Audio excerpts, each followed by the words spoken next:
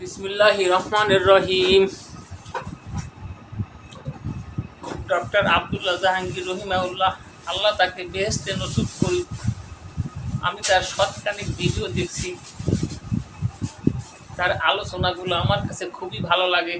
উনি আমাকে প্রেরণা জুগিয়েছেন যে হাদিস লিখতে গেলে 18 রকম এলিম লাগে, পড়তে গেলে লাগে না। কিছু কিছু আলেম আছে যারা পড়তেও নিষেধ করে, পড়তে কারা নিষেধ করে, যারা সদ্য দাওরা পাশ করে হয়তো 6 মাস 1 বছরের মুক্তি পাশ করে বেরিয়েছেন, তারা পড়তে নিষেধ করেন। আমি আলেমদেরকে সম্মান করি, তাদেরকে আমি খুবই সম্মান করি, ভালোবাসি।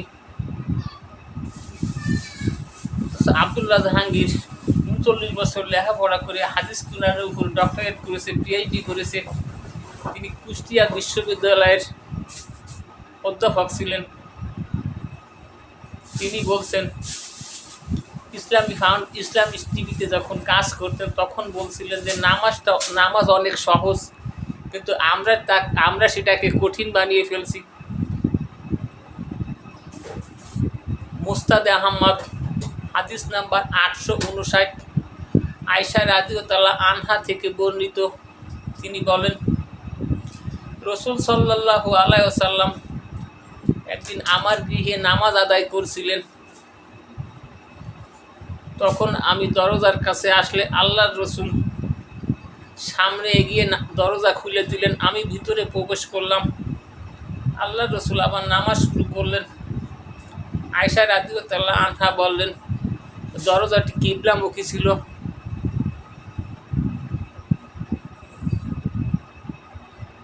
হাদিস নাম্বার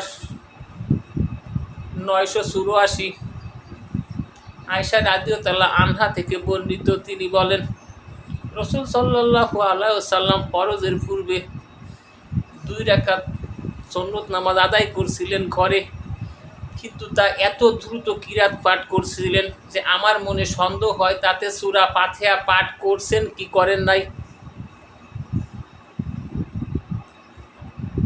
হাদিস নাম্বার 932, আব্দুল্লাহ ইবনে সাদ থেকে বর্ণিত। তিনি বলেন, রাসূল সাল্লাল্লাহু আলাইহি ওয়াসাল্লামকে ঘরে এবং মসজিদে নামাজ সম্পর্কে জিজ্ঞেস করলাম।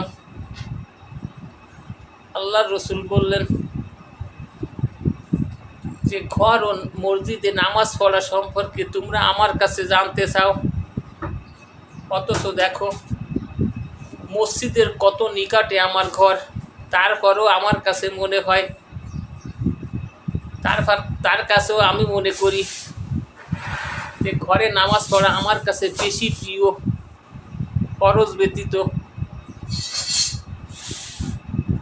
হাদিস নাম্বার 860, আইজাক ইবনে কাসির থেকে বর্ণিত।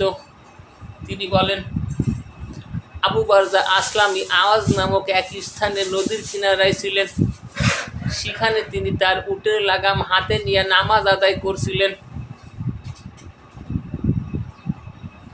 এত বড় জন্তু